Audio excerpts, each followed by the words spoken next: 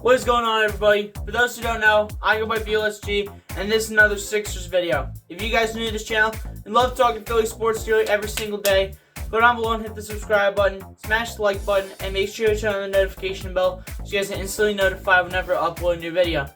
Now, I think you guys might know why we're here today, but before we jump into the topic, I just want to say right now that the Philadelphia 76ers season has officially concluded for the regular season, as they have finished 51-31 for their final record through 82 games after defeating the Detroit Pistons in their last game of the season. So now they finished 51-31, and they have taken the 4th seed and are up against the Toronto Raptors, and their first game is on Saturday, which I will be going live for to do a play-by-play on that game, so be sure to come through and tune in. So anyway, we're going to get into the topic right now. So, what we're going to try to do here, we're going to try to see what a potential Philadelphia 76ers playoff rotation might look like come playoff time.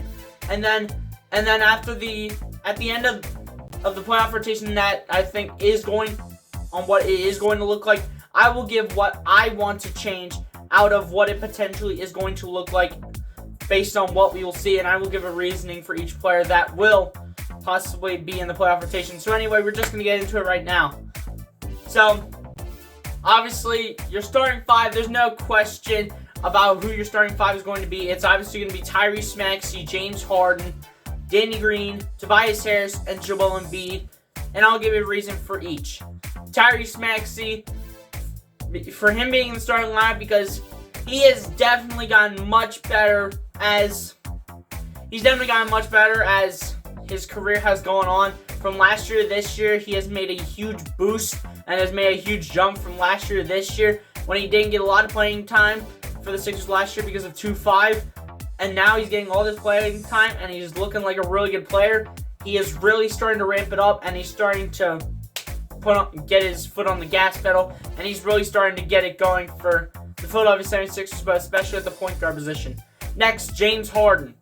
James Harden, even though people might be saying he's a little bit washed and he's been a little bit inconsistent lately, I think the reason why was because he's still been kind of dealing with that hamstring, and I think he's just needed some time to, rest come playoff time, because he really hasn't been able to get the rest, because Doc Rivers has never even gave him any rest apart from pretty much the last game of the season when Doc Rivers sat him and Joel Embiid to save him come playoff time and to let him be ready to go by the time the playoffs start, which is once again on Saturday. So I really think Harden just needed the rest. I don't think he's washed like some people are saying.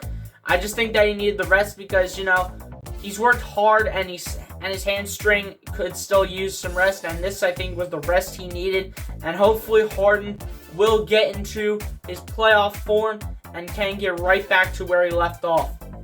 Danny Green now. Danny Green, in my opinion, since he's been back in the starting lineup, because before we started Matisse Thybulle, actually, we started Danny Green for the start of it, and then Thybulle started to really get better, so we put him in the starting lineup, and then we brought Danny Green back, and he's back in the starting lineup. So that's pretty much how it's been pretty much throughout this whole season. So my reason for Danny Green is because he has that three-point shooting. He just has it, especially for his corner threes. He's shooting 38% from three, people. He's shooting 38%. Danny Green shooting 38% from three, which I think is one of the highest three-point percentages that we've seen from a consistent three-point shooter that continues to shoot the ball from three-point range. So I think that's why Danny Green has earned his spot to obviously be in the starting lineup. Next, Tobias Harris.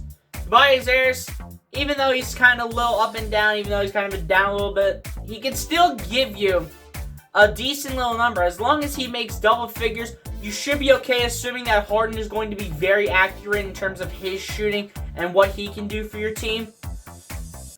So, I think Tobias Harris can still give you and put up some numbers, especially when Harden is having an off night, which he shouldn't have an off night anymore because he has gotten pretty much, hopefully, all the rest he needs over all these days that Harden has been off and not playing a Sixers basketball game pretty much since Sunday or whenever we played the Pistons. And I think when Tobias Harris has a good night, I think the Sixers always have a good chance of winning, and especially if Harden does very well too, I think the Sixers, but especially Tobias Harris, I think Tobias Harris is very consistent, and the Sixers obviously have a pretty good chance at winning these games. And then finally for the starting lineup, do we really need to discuss why this man is in the starting lineup? That's right, Joel Embiid. Joel Embiid, he's pretty much in the starting lineup for every reason you can think of. He can shoot from inside the arc. He can shoot from outside the arc. He can shoot from the free throw line. He is literally the most consistent guy on this team. This man leads the way and has already won the scoring title by averaging a little over 30 points a game. And this man just does everything for us. If we didn't have Joel Embiid on this team, this Sixers team would be doomed right now, and we probably wouldn't even be in a playoff spot right now if Joel Embiid was not on this team. But Joel Embiid is on this team, and he easily earns his spot as a playoff starter come playoff time beginning on Saturday. So, those are the starting five. Now we're going to move on to the bench. So, in terms of the bench, I can see it, and overall, I can see us going with a 9 to 10 man rotation. And I will eventually give you guys my reason why we can potentially go with a 9 to 10 man rotation. So, number one for the bench is going to be, it's going to be Shake Milton in my personal opinion, because Shake Milton, ever since he, has kind of been, coming back from injury, he really hasn't been that terrible. He's actually been pretty good coming back. It's just that when he doesn't get a lot of playing time, he doesn't get a chance to show out, and he doesn't get a chance to show what he does on the floor. Just like in the Pistons game, even though the Pistons were resting some of their guys, Cade Cunningham, Jeremy Grant was out for the year. Even though they were resting guys like that, Shake Milton was still able to shoot the ball very well. And I believe if I'm not mistaken, Shake Milton that game was our leading scorer. If Shake Milton can put up numbers like that, this bench is pretty much already set if you have Shake Milton going off for a ton of points. Next up, even though I don't want to say this guy's name, I do not want to say this guy's name, but I just know that Doc Rivers is going to put this man in the lineup. That's right, I'm going to say it. Furkan Korkmaz. Doc Rivers will find a way to put Furkan Korkmaz into the lineup, even though Furkan Korkmaz takes a lot of air balls and is just an inconsistent player. Doc Rivers, I just know he's going to use Furkan Korkmaz. He's going to use him. But I don't want Doc Rivers to use... I don't want him to use Furkan Korkmaz. I really don't. But I just know Doc Rivers is going to use Furkan Korkmaz. And every now and then, Furkan Korkmaz will give you some buckets, but he really won't provide that much. But the reason why I think Furkan Korkmaz is in the line, will be on the bench, is mainly because that, the only reason why I think Furkan Korkmaz is going to be off the bench is because Doc Rivers he's going to refuse to leave Furkan out of any playoff matchup. Next, Matisse Thybulle. Matisse Thybulle, do we need to explain him too? His defense, first of all his defense, and then second, he will give you some shooting as well. But eventually, we're going to get into the reason why this is a potential 9 to 10 man rotation come playoff time. We're going to get into why this is a potential 9 to 10 man rotation. But Matisse Thybulle, for his defense and the fact that he every now and then can shoot, but mainly his defense for the most part, is definitely the reason why he earns his playoff spot off the bench. Then, at the backup four, Georges Niang for the backup four. Georges Niang just knows how to be a consistent three-point shooter. Georges Niang has pretty much been doing it all year, and he can also give you some pretty high scoring stats. He can give you the scoring stats that every Sixers fan wants to see out of Georges Niang. And Georges Niang just knows how to play that power forward position, especially behind Tobias Harris.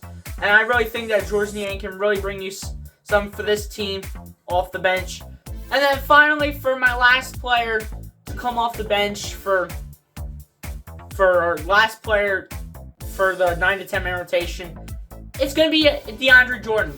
The same reason that I said about Furkan Korkmaz is the reason why DeAndre Jordan is going to be off the bench come playoff time.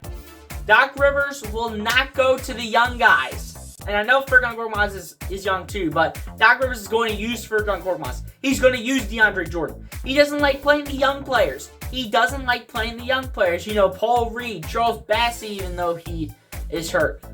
He doesn't like playing the young players. He likes playing all the older guys for some reason.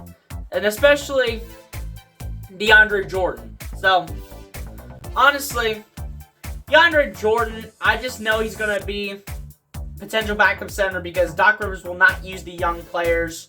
Paul Reed and Charles Bassey, for instance. Even though Charles Bassey's injured, I just know Doc Rivers is not going to use the young players. He wants guys who have experience in the league and know how to play their role. And he knows that DeAndre Jordan is just that guy that knows how to play his role.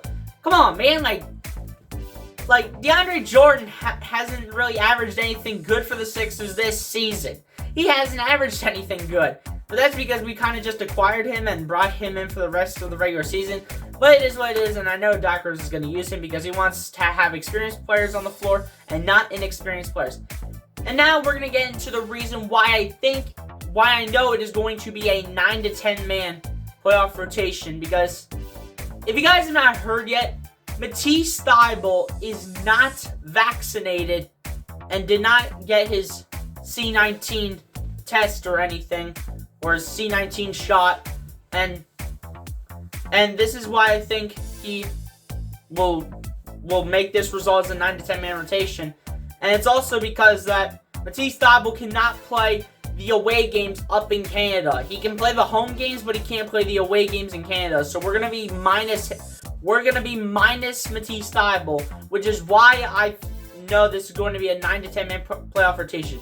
When Matisse Thybulle is out for the away games in Canada, that is when it's a 9-man rotation. When Matisse Thybulle is in for the home games, that's when he makes this a 10-man rotation. So that is pretty much why I think the Sixers will have a potential 9 to 10-man playoff rotation. And hopefully we can just take out the Raptors in round 1, which I know this is a pesky team, but hopefully Doc Rivers will eventually learn on how Nick Nurse coaches and how he uses his players. But hopefully we just find a way to win this series, which I will have a preview out tomorrow. Be sure to check that out when that uploads, because I will eventually probably be giving some really good takes on that. So I appreciate you guys for tuning in. Give me your thoughts down below in the comment section. What do you think the Sixers' potential playoff rotation will look like? How many players do you think we play, and who will we play, and who do you not want out? And I forgot to add this too. Who I don't want in this game. I don't want Furkan Korkmaz in this game. I don't want DeAndre Jordan in this game. I don't even want anyone replacing Furkan Korkmaz. I want Paul Reed to be backup center to Joel Embiid. Alright? Paul Reed's a young guy. He's more athletic. He can get under the basket. I just want Paul Reed to get more playing minutes, and I don't want DeAndre Jordan to get any playoff minutes, because I think DeAndre Jordan is not his normal self anymore. And Paul Reed he's much more athletic. He definitely can move better than DeAndre Jordan, and I really think he has a chance. And if Doc decides to roll with Paul Reed, which is highly doubtful, I think it's much better to roll with Paul Reed instead of DeAndre Jordan. But like I said before, give me your guys' thoughts in the comment section. And like I said before, give me the same questions that I asked before. What do you think the Sixers playoff rotation will look like? How many guys do you think we will play? And who will we play come playoff time in the playoff rotation? Give me your thoughts down below in the comment section. Appreciate you guys for tuning in. Be sure to like, comment, subscribe, and I'll catch you guys in the next one, man. Peace out.